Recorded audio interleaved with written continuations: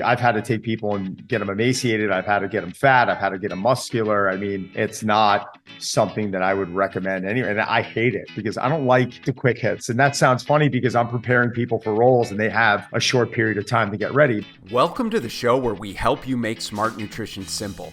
If you want proven nutrition strategies to help you build a better body and create the energy to show up for your family without overly restrictive and unrealistic dieting, then you're in the right place. Make sure to subscribe and enjoy this episode. What do Ryan Reynolds, Blake Lively, John Krasinski, Emily Blunt, Liev Schreiber, Sebastian Stan, Anne Hathaway, Jake Gyllenhaal, and even Hugh Jackman all have in common? They've all been trained by today's guest, performance coach, keynote speaker, and entrepreneur, Don Saladino. In today's conversation, we spend a little bit of time talking about our kids and the realities of being a parent, and a lot of time talking about nutrition, fitness, and health. Don shares his approach to training his clients for superhero roles and the differences between training celebrities, training athletes, and even working with the general population. We dive into the importance of strength training for body composition change, as well as his specific approach to getting clients great results without overt restriction. We touch on the role of hormones and performance-enhancing drugs in the industry and some of his frustrations with the approach of hormone optimization as a panacea. I felt like there were so many different directions that we could have gone with this conversation, and we'll definitely need to do a follow-up conversation. Nonetheless, I'm confident that you're going to enjoy our chat as much as I did.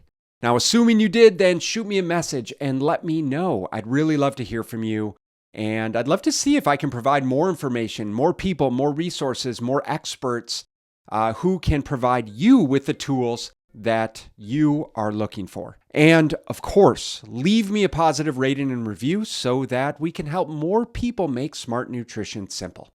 Okay, without further ado, let's jump in. Appreciate you coming on. It's my pleasure, man. I appreciate it. Let's rock and roll. So, one of the things I'd love to jump into is just a question I like to ask my kids. What's the best thing that's happened so far for you this week? Wow. No one's ever asked me. I don't think anyone's ever asked me that question. You know what? I actually had a good moment with my kids last night. It was like a parenting moment where, it's funny because I have a 16-year-old and a 15-year-old. Mm-hmm. And, I don't care how long how old are your kids? They're 14, 12, and 8. Yeah. Yeah. We're in similar ground. It's 15 and 16 starts becoming a little bit different, but you know what? On the other hand, like you've been a parent for 14 years. I've been a parent now for 16 years, but I've never parented a 17-year-old. Right. And I've never parented an 18-year-old. So like every year you're in this newfound territory because these new things start happening.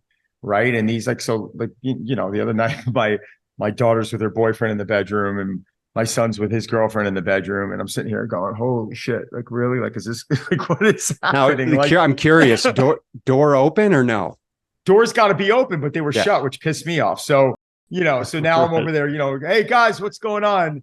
But I think the best thing when you asked me that question, the first thing that came to mind, and I'm not referring to business stuff. I've had some really nice business stuff happen to me this week, but I think it was parenting moments where you have moments where you're like, okay, I did a good job. I didn't do a good job, or like I did a really good job. Like I'm happy of how I handled that. There were a couple of circumstances. One with my son last night coming home where he was upset about something, and rather than trying to like parent him and give him advice, I just kind of sat back and said, all right, man, why don't you just vent? I just said vent rather than like, what's the problem? Oh, that guy's not, Donnie, you're wrong. He's right. It doesn't matter. But why don't you just vent and get it off your chest a little bit? I'm not going to pass any comments. Yeah. And he started venting and he started explaining how he was feeling. And then it really started unraveling. And I was like, well, what's your opinion on why you handle that way? And the answer that he gave me was exactly the answer I was thinking. And I kind of just turned to him and said, brother, trust your intuition. You can't expect people to always do things the way you want to do it or, handle things the right way. I go through it every day of my life. I'm around friends, not as many anymore, that I have kind of like eliminated people in my life that don't bring that good energy. But even from a business standpoint, not everyone's going to do things the way that you think you should do it.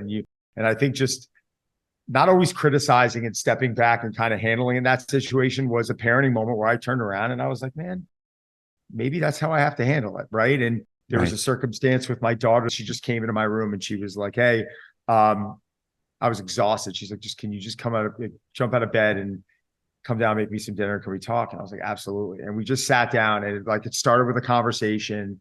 The next thing you know, it unraveled into us listening to music. And then we're sitting there and I'm eating again and she's eating again and we're laughing and we're talking and we're having this moment where the laptop's pulled up and she's looking at me and she's like, have you heard of this artist? Neil Young. And I started laughing. Yeah. I'm like, yes, I've heard of Neil Young. Yeah. And exactly. And then she's like starting to play music and she's playing Radiohead. And then she's playing music and she's like, oh, I'm going to learn this song on the guitar. It's called Purple Haze. And I'm like, yeah, Amelia, I've heard of that song. Right. But like, I think the best thing that happened to me this week was having those moments where like even had a few of them where I even turned around to my wife and we just kind of looked at each other in the corner and we just kind of nodded like this doesn't suck. And you know what I'm talking about, right? Those are the best moments. I would think, and were better things happening to me this week? Probably. But when you asked me that and I had to think about it, those were the first things that jumped in. And that's what I appreciate. I mean, well, that's the reason I ask my kids that question too, is you know how it is, right? It's like they get in the car from school or you pick them up from sports. Like, how was it? Like, good. It was fine. Like, whatever. You got to prompt some of those things. And I think when we have the opportunity just to kind of briefly reflect for a second, you kind of realize like, oh, there's a lot of things outside of like what these typical, and even these conversations, like people expect, you to talk about magazine covers and training superheroes, which by the way, we're going to talk about. But, one of the things about this podcast, the Smart Nutrition Made Simple show is, we're obviously talking to regular Janes and Joes and people that have lives and busy lives and jobs and careers. And it's hard navigating all of those pieces. And so when we discuss these things and when we provide this sort of context around nutrition and training, and we provide all of these variables, oftentimes we lose the nuance of where real life falls into play and how we can actually, toggle everything. And so I appreciate, Don, I appreciate, you sharing that. Those are truly the best moments. Like obviously you're known for working with celebrities and you've been in the industry a long time. Generally speaking, like what's the biggest difference that you've seen throughout your career around working with actors, training them to be superheroes versus working with general population? The answer would be like training approach. It really isn't different. And I think you know the answer to that already, but I think the thing that gets complex is the fact that every role requires something different out of that character they're playing. So where Benjamin Brown might be training for something all year long and it's pretty consistent. I'm not saying that you're not going through blocks of training or you're not doing bloods and you're not seeing how you are hormonally throughout the year and you're not adjusting things. Like I think that's a smart way to do things, but it's wild when you're training a character for a role and that's 3 months and then out of nowhere they finish that role and they have to become someone else.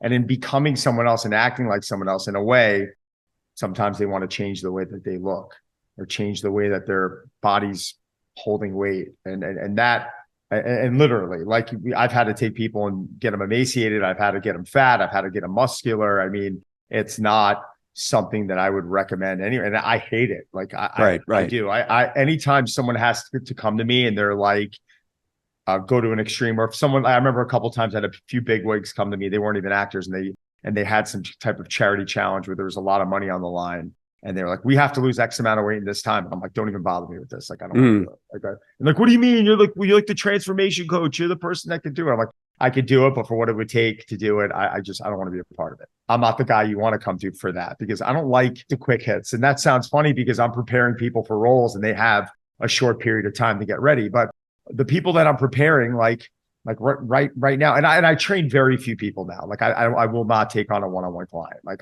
if I'm working with you, I've known you for probably 10 years, 12 years. You're like family. I'm part of the team.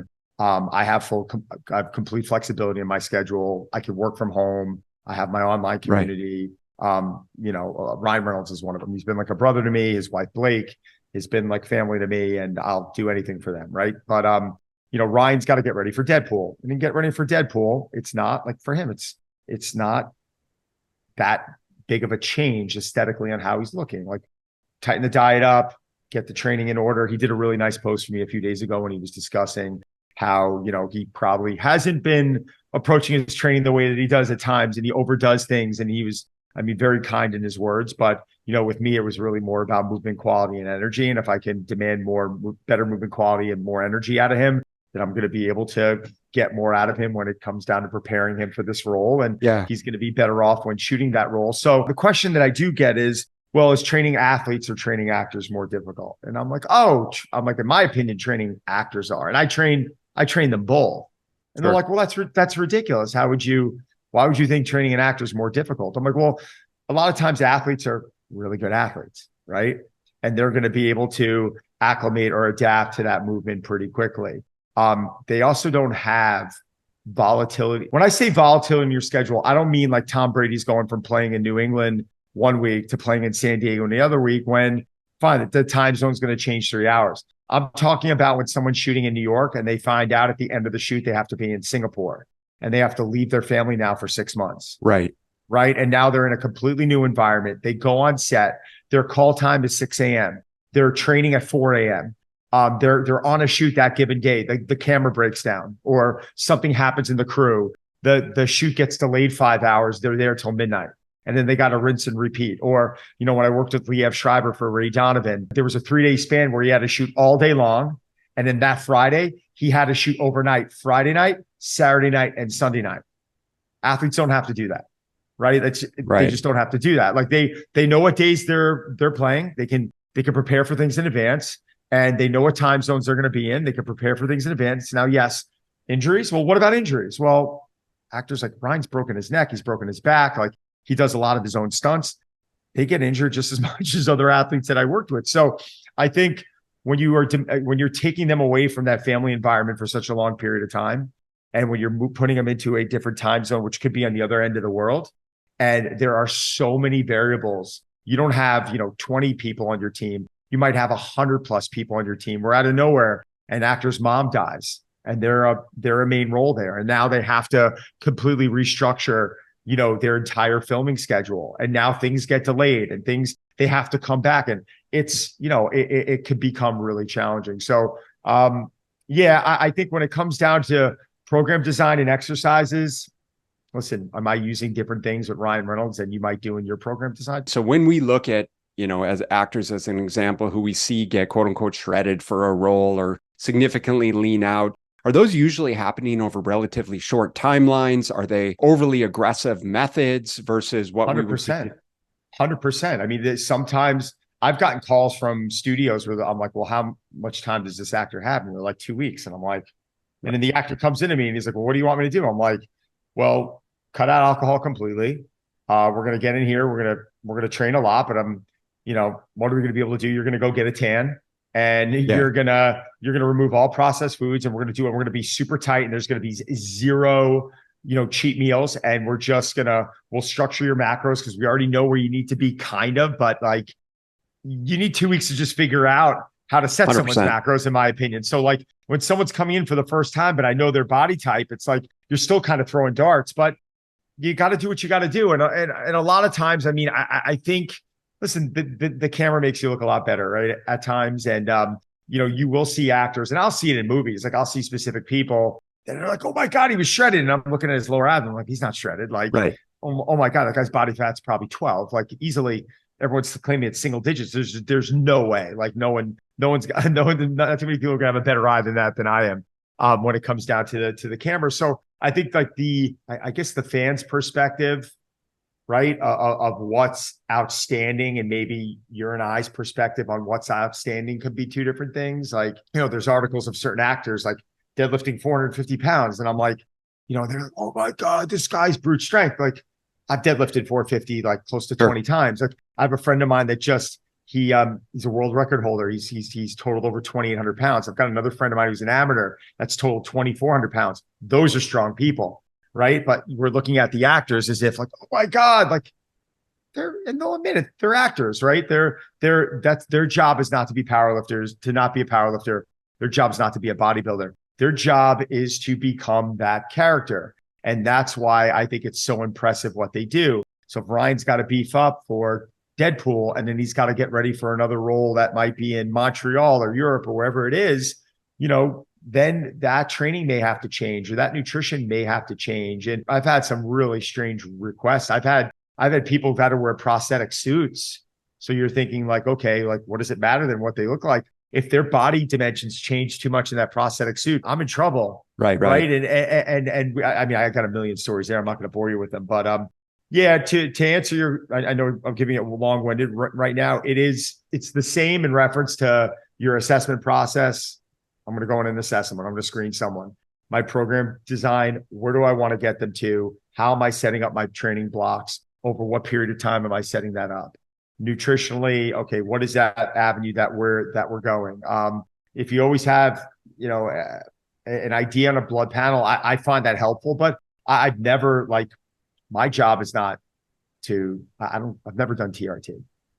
I haven't. I know like Allie's someone that promotes it. She's very good. I've never done a performance enhancing substance. Like Dr. Gabrielle Line does my bloods. Dr. Dwayne Jackson does my bloods. If my panels are fine, why do I need to lean on that? Right. And there are some other people who are like, oh, no, optimize. Like, I just have a different viewpoint on it, but that's okay. But I'm not the expert in that area, and I'm not the doctor on that area. So when someone comes to me and they ask me my opinion on it, I'm like, I really don't have one. Like, it's not something that I feel is, necessary for myself. And it's not my place as a non-medical. It is not my place to start telling someone that they should be taking something or not taking something. No, 100%. And what I'm hearing from you around this is, the actors are as committed as they need to be. And perhaps what they're doing to commit to that role for most of the general population might seem extreme, despite the fact that in reality, is it really that extreme? Maybe it's more extreme. The most extreme person doing something in Hollywood has, it's not even, I mean, maybe putting aside the PED part of it, right? Because I've not done TRT, I've not gone that route. But do you think that that's something that's at the forefront of some of the transformations that we see in Hollywood? I think it's been there for a while. Sure.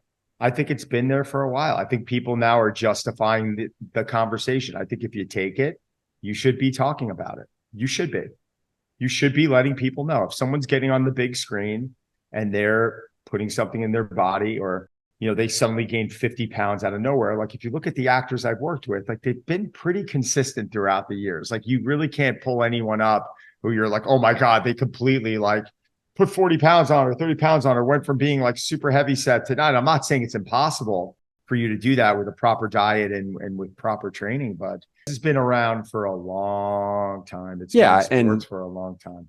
A lot of the people that you're talking about or working with, by the way, have been in great shape for a long time. So taking them from pretty good shape year round to great shape is a hell of a lot easier than taking someone who's obese to shredded. Like, it's not going to happen. And there's different ways of looking at that, though, because I have a woman that I mentioned I worked with that she's almost 900 pounds and 872 pounds, and we got her down to 360. And how do we do that?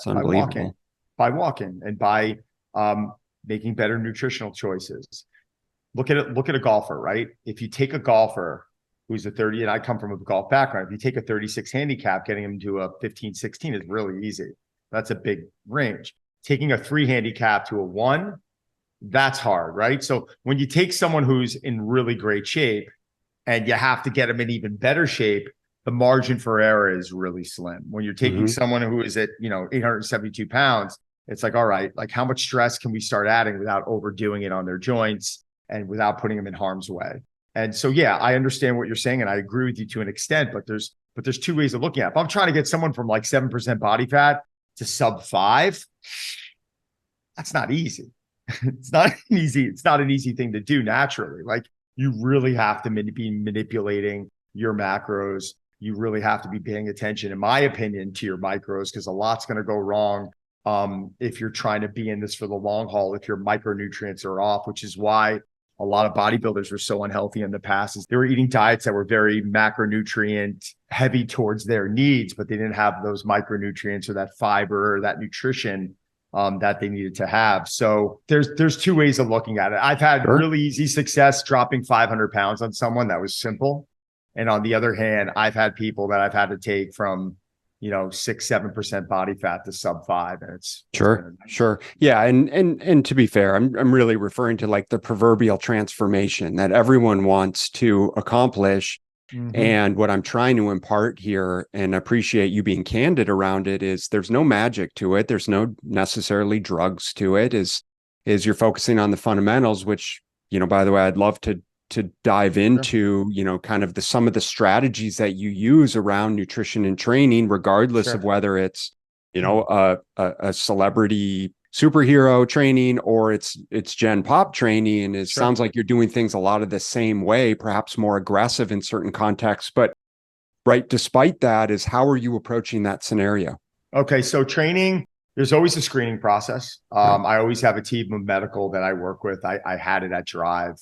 And I always have a group of physical therapists that if there are any red flags, I'm getting them, involved in that equation. At that point, then it's how much time do we have and what are we trying to create? When I'm trying to understand what character I'm trying to help them create, sometimes we sit in front of the computer and they're pulling up like an actual character, right? So like, let me give you an example. If I'm sitting with with an actor and they have to look like a Russian powerlifter, we're pulling up a Russian powerlifter. And then I'm looking at their physique and I'm saying, all right, how do I think I'm going to take this person from this to become that? Right. So it's not only just the movement screening. And that's something that like you or I may not do. Right. Like most people aren't going to do that. Like they may look at Blake Lively and be like, I want to look up like that, but they're not really sitting down and like studying a picture and saying, all right, well, look what this guy has from a trap standpoint. Oh my God, look at his forearms. And oh my God, look at his calves. And all right, well, what type of clothes are you going to be in? Are you going to be shirtless? And they're like, no, I'm not going to be shirtless at all. I'm like, okay, well, that changes a lot. Because if you're shirtless and you have to have his abs, this is going to take a lot more different time. Story. Yeah, right. It's a different story. So I think it's kind of laying that foundation for, what are we trying to create? And at that point, it's allowing me to get understanding on how are they metabolizing their food. I'm going to want to take a few days for them to journal, just write down and, show me some patterns. I want to know from the moment you wake up to the moment you go to bed. Will you calorie track? I will for them if they don't like doing it. So if they, are we talking actors or just like perfect scenario? Let's speak more. I don't work with average Joes anymore. Yeah. But, so it will be actors, but if someone's coming to me, like, put it this way, if someone comes to me now and they're like, I have to work with you. I have to work with you. I'm like, don't waste my time. Like this is a project. We're either diving into this. Like I have no urge. Like you can come in and pay me $2,000 an hour. Like I'm not here to hold your hand. It's not what I do. Like I make plenty of money. Like I'm here to get you from point A to point B. That's my specialty. And, fortunately, a lot of the actors I'm working with now, they want me around all year long. So we never really have to figure it out last minute. If they are, if they're type A and they're able to count their own calories, and I'm having them download Chronometer, which the app, and I'm having them track their macros, which I love because from a micronutrient standpoint, I'm going to get a general idea. And we're not saying anything's exact, right? I'm going to get a general idea on, if their fiber's in a good spot or, are they deficient in certain areas? And if I'm seeing that they're deficient in certain areas, then I might go as extreme to looking into a panel and getting one of my functional medicine doctors involved and saying, all right, are there areas here that we're kind of struggling? Or are there supplements I can mix in where they're not even really going to know, that they're consuming it, but we can bump up these levels. So, and then, so that's from really a nutritional standpoint. Then we're going to take about 2 weeks. We're going to start tweaking the diet a little bit. We're going to see how it is. And then I think it really comes down to, do we need it to be at maintenance calories? After a while, do we have to go into a surplus or do we have to go into a deficit? I rarely put people into deficits.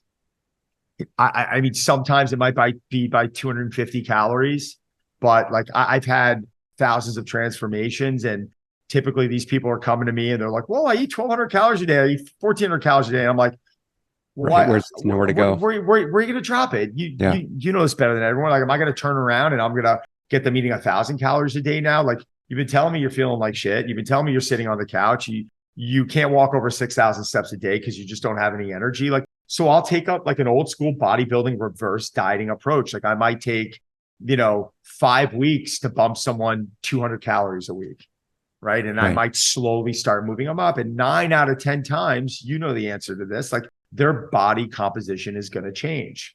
And you're hearing a lot more people talk about it now. Like a lot of women are online. They're like, oh my God, let me show you how you can eat food. I'm eating more. I'm eating like, yes, of course. Like, think about that. You're getting enough fiber now, and you're getting enough protein, and you're utilizing your carbs and fats as your energy sources, and you're staying satiated, and you're binging less, and all these great things that comes with eating nutritionally. But that doesn't mean I'm never going to put someone into a deficit. There are times that you remove calories, and we need to do it. I like that approach, and I think it's twofold. Is especially taking it from a reverse dieting approach is like you and I both know that if someone is actually tracking, or we're finding ways for them to create more awareness around their calories, they're going to make better decisions, right? At the end of the day. So whether or not they're actually eating 1,000 or 1,200 calories, it doesn't really matter. But like you said, when we're getting them to eat more whole, real food, we're adding in more micronutrients, better quality food, more fiber, right? They're obviously more cognizant of their decisions. Then it's a beautiful scenario where they can actually, whether they're recomping or they're just losing body fat and weight staying the same, or whether they're doing both 100%. And then, factoring in training, of course, with that and the volume of training and movement. I mean, getting into training, I've written thousands of programs. I mean, there's so many different approaches that I like to take. I mean, I think the first thing we have to understand is what's their movement competency and what's their training age.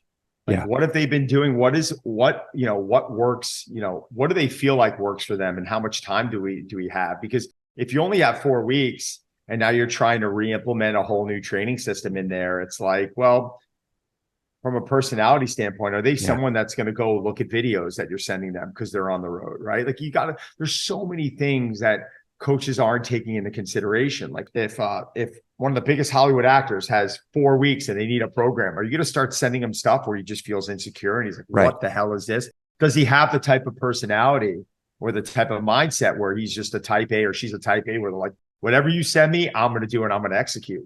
Those are nice people to work with, but that's not always the case. Like I mean, there's so many different, you're probably not going to meet too many coaches that have trained in such a variety of ways. I mean, I've done everything from the conjugate method to kettlebell training to, Geronda's 8x8 to power building. I mean, I enjoy turning around and creating a block of training and diving into it for, say, 12, 14, 16 weeks, like it's the be all end all, and developing those qualities. And then, moving to something that I feel like doing, or something that I feel like that I kind of lost a little bit of, the ability to do that at a high level. Not everyone's like that, I might have an actor over here that loves old school bodybuilding splits.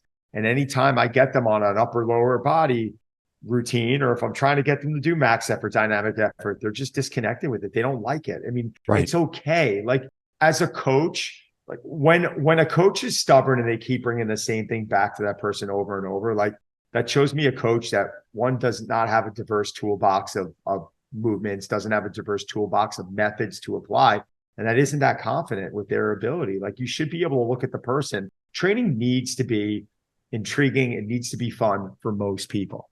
Now, if you're like a world-class Olympic lifter or power lifter, and it's like, this is what you have to do.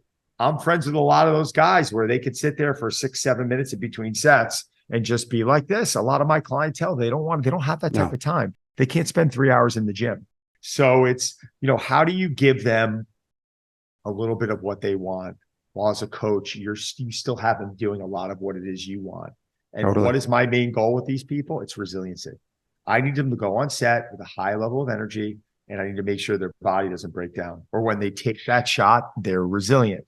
Now, obviously, the aesthetic portion is a big part of it, but we've never failed on that. Like we always have them. I always have them going into the films looking the way that they need to look, and we're always able to over deliver. And part of that is just relaxing and trusting the process and getting in there and understanding that every day isn't going to be a world record in the gym. Like if Ryan's in, away shooting Deadpool right now, and he gets off at 12 o'clock and he's up early the next day training, and he is in there training, a lot of times I want him to take off, but if he doesn't, it's understanding that we got to throttle down, and we got to maybe do a 70 to 80% workout workout and just get moving and get sweating a little bit and feel better, or take a day off and rest. And that might be the better approach there, right? So again, you said it earlier, it is individualistic and it is coaching. All of the forms of training that you just rattled through are all strength training dominant forms of training. How important is strength training to body transformation? Oh my God, I think it's probably been one of the most underlooked approaches for decades. I mean, most people are, getting into this, and I'm not bashing circuit training. People now are talking about CrossFit, or they're talking about these Orange Theory or spin or the Barry's boot camps and whatever. All the people that I've worked with over 25 years, the 40,000 1-hour sessions I've done in my life, have I used these as the main hub to be able to get people in shape? The answer is no. Everything for me, I need, whether you're a woman, a guy, whatever role you are, I want your body resilient. I want it strong. If you want to build body fat, we need strength, right? We do. Muscle is going to help us. It's going to help our metabolism up and out. But I also understand that there are times of the year that we need to change our blocks of training where, I will focus on a different energy system, and I'll structure it to where, yes, it's a survivor circuit. It's 10 movements in a row, minimal rest time. We're monitoring heart rate. The workout duration is definitely shortening. You might feel great for a few weeks, but I think sometimes with a lot of these classes, people start coming back in. They're like, why am I feeling tired? Mm-hmm. Why aren't I energetic? Why aren't I should be getting into better shape, and I'm actually feeling more exhausted right now. And there's an answer to that as well. I think we overstay our welcome sometimes. So I'm really not, even spinning, right? Spinning was, God, that was popularized probably over a decade ago now with, at least. Yeah. Yeah. I mean, at least, but with, oh God, what was it? Soul Cycle, right? Soul Cycle was really the company to turn around and make it sexy. And I remember at that time at Drive, at my club, most people were coming into me and like, oh my God, I love spinning. And at first I'm like, God, the last thing I want is someone in this position, exercising. We said enough. Why not? Right. And after a while, I kind of grew up. I was like, you know what, man, this is someone who sat in on their couch 6-7 days a week. And now they're finally connected with something that they're enjoying. They're sweating, they're moving. And what I would do is, rather than talk them out of spinning, I would say, listen, I'm here now to be an accessory to spin. I'm going to try and make you more resilient to spin. There are things with spin that I don't like that we need to work on. They're like, well, what's that? Well, you're in this kyphotic position, and glutes we're going to get very quad dominant, right? And I'm going to explain all these things, and our hips are going to get really tight. So when you come in here and train, let's get you in twice a week. Let's get you in with a coach that's now going to work you a lot of unilateral work, a lot of T-spine extension, a lot of T-spine rotation. We'll get those glutes really strong, and we'll work on things that's going to add value to your spin. And, to each his own, right? It's like powerlifting. Is that really the healthiest thing for you? Is sport really the healthiest thing for you? Being a professional golfer, is that the healthiest thing? Being a soccer player, most people think well, you're running around the field. Well, there's contact, and there's pivoting on one side, and there's hip issues, and there's injuries that take place. And, sport isn't always the healthiest thing for us, but, suddenly, oh God, CrossFit's bad for you. Yeah, well, CrossFit can be bad for you, but training with a shitty coach can be bad for you also. It could be no different in my book, but, I really believe in embracing, different types of training styles, but then doing it with some purpose.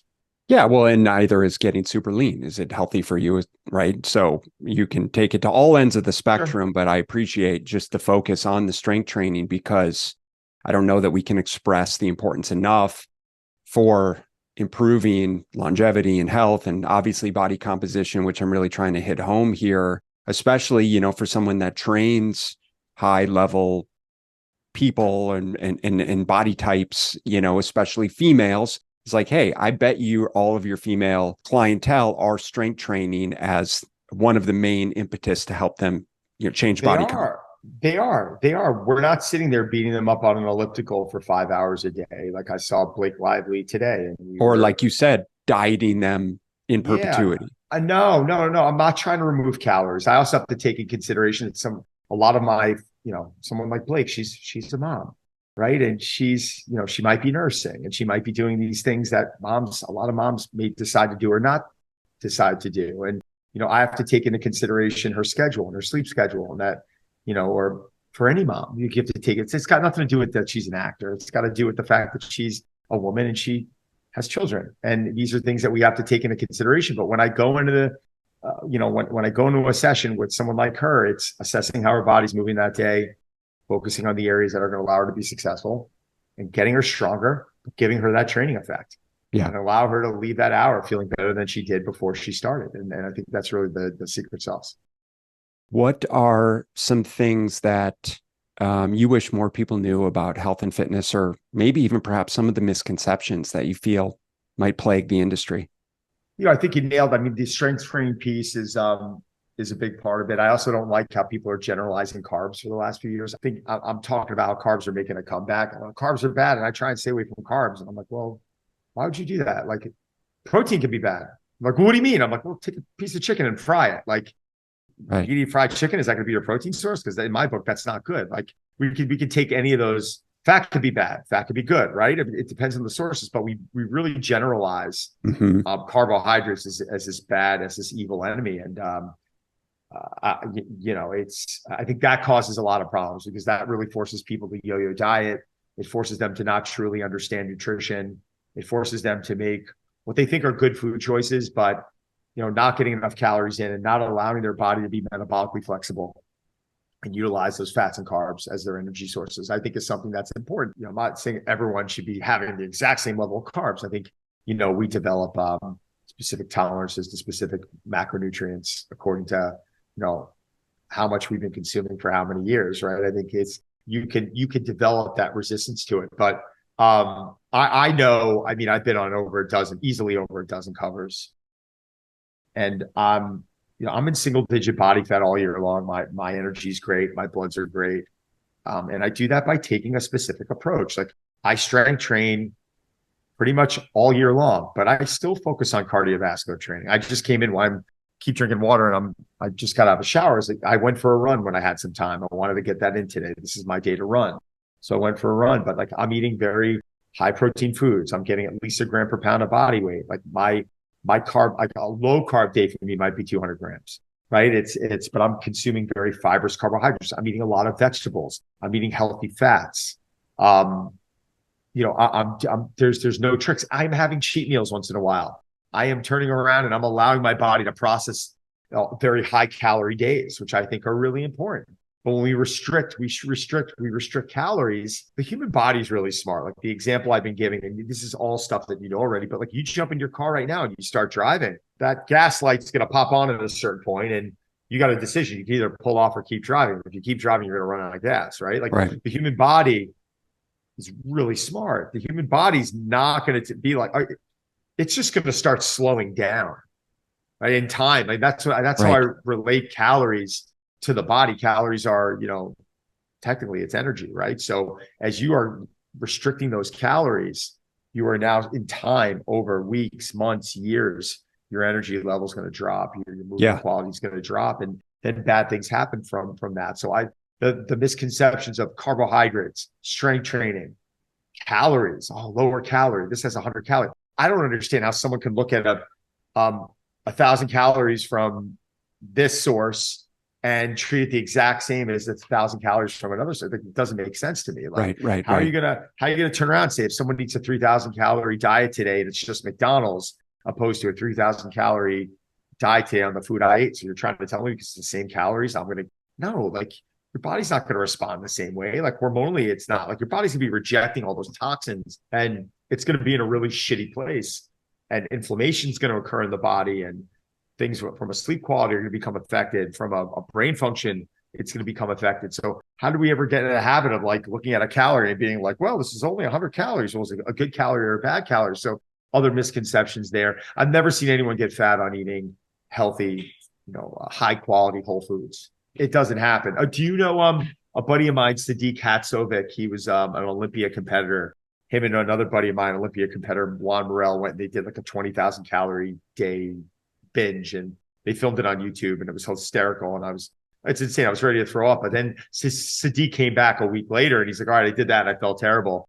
I'm going to now try to do I think he said a 20,000 calorie a day cleaning it. He didn't even make it to like 7 or 8,000. Oh, no chance. Yeah, exactly. I knew you know the answer to that, but it's fascinating. Like I tell people now, try to overeat the healthy stuff. And I don't mean gluten-free donuts. I mean like chicken and broccoli and potato. Exactly. And look at Benjamin Brown's plate tonight. Like put a post up of like, this is my dinner. I challenge anyone to try and overeat that tonight. Is that going to include my kids' leftover chicken fingers and fries? Or so good, isn't it? Right. So let's be cautious about that.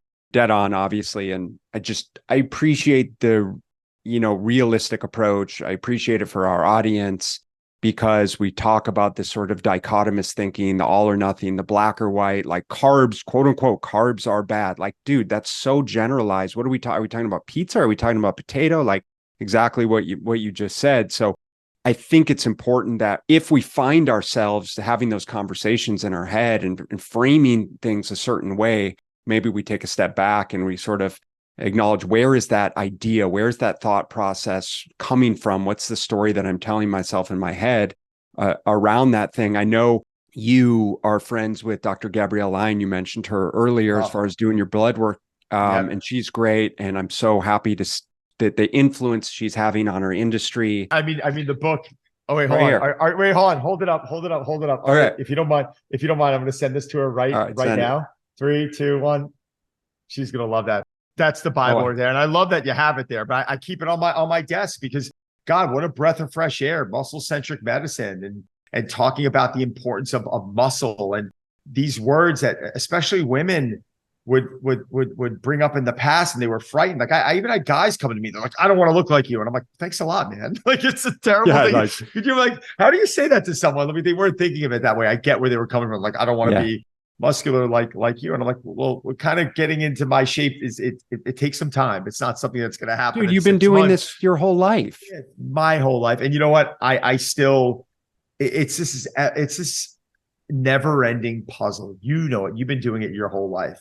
It's this puzzle where you're still finding out information and you're still trying new things and your training's still changing and your eating still changing. And you got to love it to be great at it, in my opinion. Who have been some of your biggest mentors throughout your career? It's like categories, right? Sure. So like if I think about physical therapy, I think about Charlie Weingroff.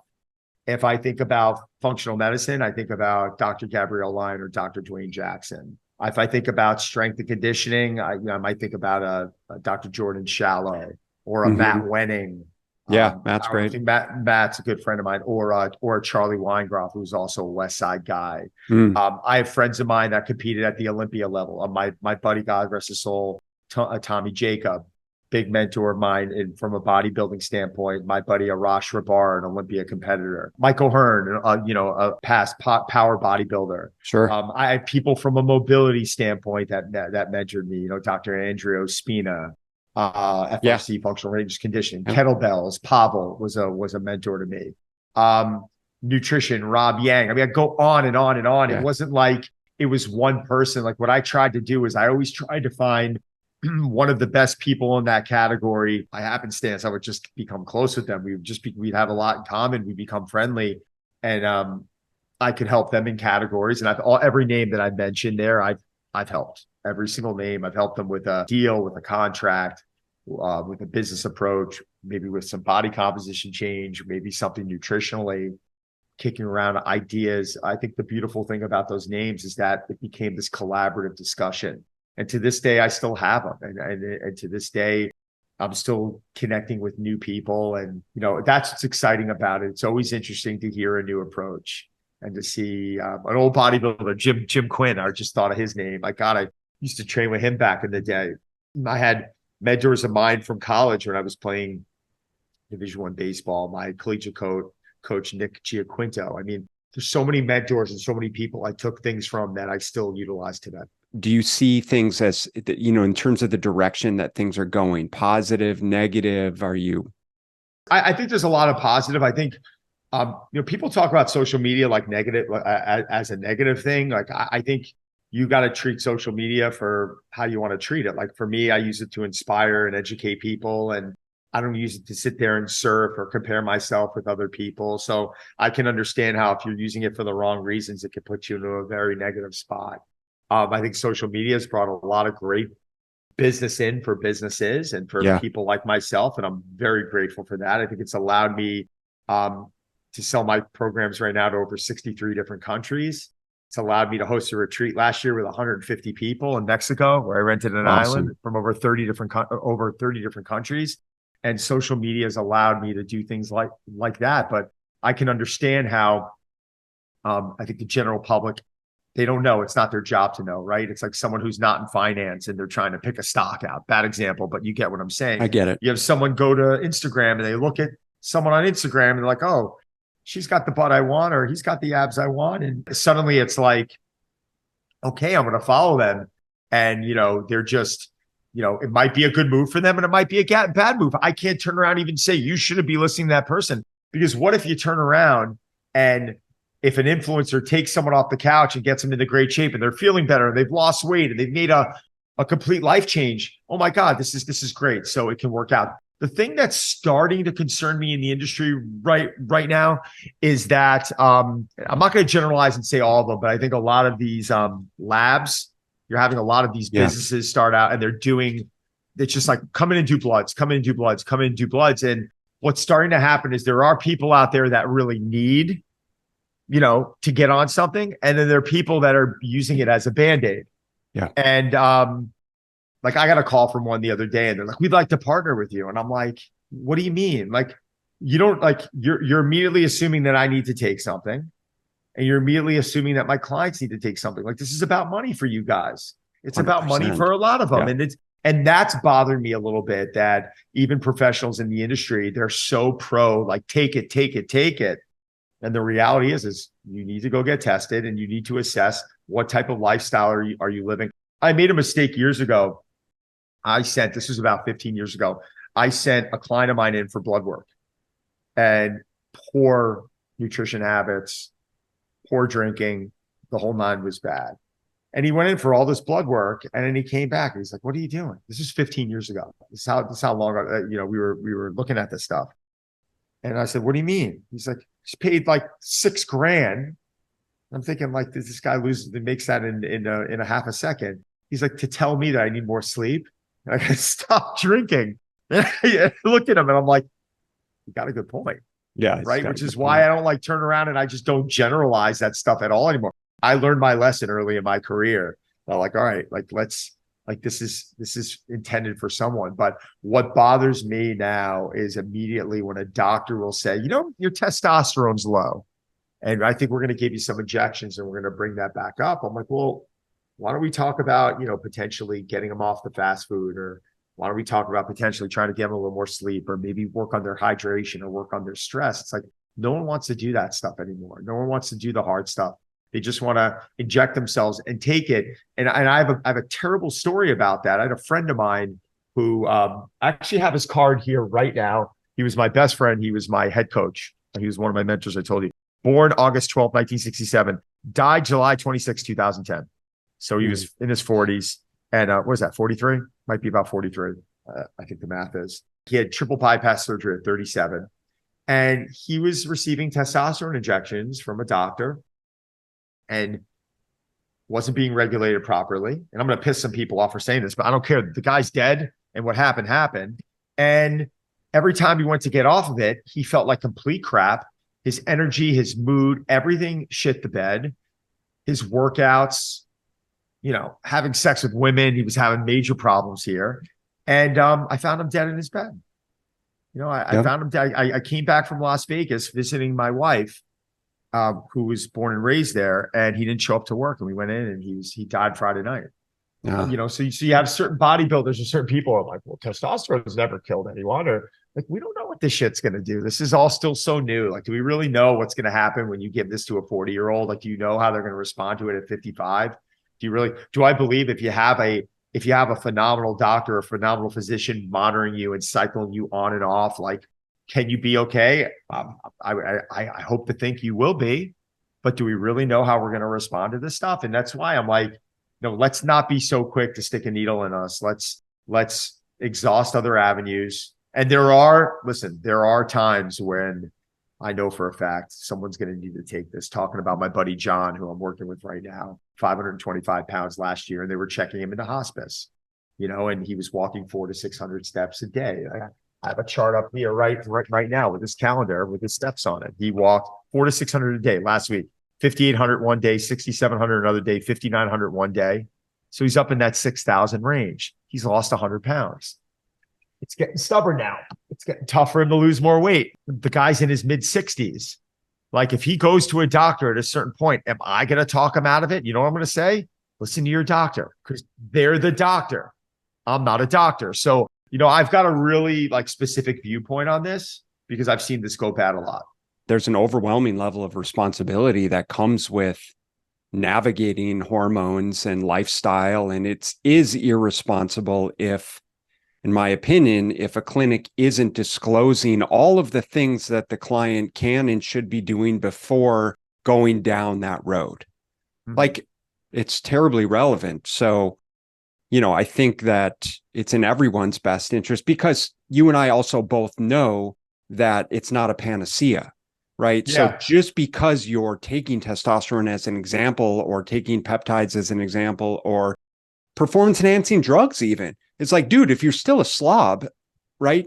You're not going to get benefits from it. All of the benefits come from all of the nutrition and lifestyle factors that come before, the exogenous support, right? And it might just be a little bit of the motivation. It might just be a little bit of momentum. It's obviously a little bit of the hormonal support that can help perhaps expedite things, make things more efficient, but it's still you said you got Olympia guys, they're still genetic freaks. They still train their asses off. They make it their lifestyle. They eat clean every single meal, blah, blah, blah, right? All of those things. So I can appreciate that. I'm going to leave it at that. And I want to respect your time. And so you mentioned your online programs. Obviously, you're not training very many people in person. That's not, primarily what you're doing. What are you primarily doing now? Tell us about your programs. Tell us where more people can find out about you. No, thank you. DonSaladino.com. There's 3 ways to train with me. You can join a challenge, which is a monthly challenge, and you have access to a private Facebook group. And it's where you actually communicate with me Monday through Friday, which is awesome. And I answer every question by every person who asks, and I answer it through a video. I have an app company I'm partners in called Playbook, and been a partner of them for 8 years. It's a subscription, $14.99 a month. You get access to 10 programs a year, but there's zero communication with me. And then I sell programs globally. So next Friday is going to be, Deadpool 2 is going to launch on Black Friday, and the Blake Lively 2.0 program. And I launched about 30 new programs last year. So they're dumbbell programs, they're body weight, they're gym based. You can check them all at donsaladino.com. It's a lot of fun. I do a lot of brand consulting now. I was just out with Life Fitness and Hammer Strength last week in Chicago, reviewing product with them. My podcast partner, Derek Hansen, we got a great little podcast called D&D Fitness Radio. It's a lot of fun. And I'm really enjoying the brand consulting. That's been a lot of fun to kind of come in, because I understand the business piece of it. I own clubs in the city, but really understanding the digital piece, which I've been involved in since about 2010. So that's it. DonSaladino.com. Thanks for having me on. Great conversation. Looking forward to meeting in person. Yeah, 100%. Hopefully I'll run into you at an event. Dude, thank you so much for your time. Listen, anytime you're in New York, hit me a message. I've really enjoyed our conversation. Thanks for having me on. I always appreciate it. Real quick. So I'm driving my daughter home from my 14-year-old daughter home from swim last night. I'm like, hey, by the way, she loves Ryan Reynolds. And what 14-year-old girl doesn't? But so I'm like, hey, it's just so you know, I'm interviewing his trainer on the call. And she's like, well, are you going to meet Ryan? He's like, she doesn't care once you meet him. I'm sure you get that all the time. I'm like, well, no, but let me ask, if I did, right, if you got to meet Ryan, what would you say? And I just we were at a stoplight or something. I just looked at her, looked right in her eyes. I'm like, I'm Ryan Reynolds. I'm like, hi, Zoe Brown. How are you? And she's like, yeah. We go to all the premieres. They invite us to all the premieres. So we show up to all the premieres, and we went to Free Guy with my daughter, my son, my wife, and me. And we show up, and we're all there. Everyone's kind of dressed up. And Ryan comes over. He's like, hey guys, and they just give him a hug. Like, hey, what's up, Ryan? And hey, Blake, how are you? Give him a kiss. Blah blah blah blah. And then out of nowhere, there was a YouTuber in the movie, and my kids are like, oh my god, They start freaking out. They start grabbing him. And like all the stars are moving around. They're coming, Ryan. He's like, what? He's like, who's that? He's like, oh, Ryan, that's so-and-so. That's so-and-so. And Ryan's like, who? He's like, Ryan had no idea. It was like someone that was YouTuber that was invited to help promote the movie. Oh my God. And Ryan and Blake are like, Ryan and Blake had to take my kids and introduce my kids to these people. That's incredible. I'm in the corner, like, are you kidding me right now? This is hilarious. It was, we had some laughs on it. And I'm just like, it's just the generation now. Totally. They got more excited. My kids are more used to being around that now, so they don't get as excited. And they know not to, because I don't want them to ever make anyone feel uncomfortable. But then when they see a massive YouTuber, you just see them kind of get in the corner and they get all excited. So I think it's very cute. Different times, man. I love it. Yeah, anyways, right, well, thanks again, brother. I appreciate you. We'll connect again soon. Done my best. Bye-bye. Take care. Bye. Thank you so much for listening. And if you found this content valuable, here are 4 ways I can help you in your nutrition journey for free. 1. Grab a free copy of my Fat Loss Fix Guide at fatlossfixguide.com. 2. Join my free group at smartnutritionmadesimple.com. 3. Subscribe to my YouTube channel at smartnutritionmadesimpletv.com. 4. Leave a 5-star rating and positive review so that we can gain access to more nutrition experts ready to share their knowledge with you and ultimately help more people make smart nutrition simple.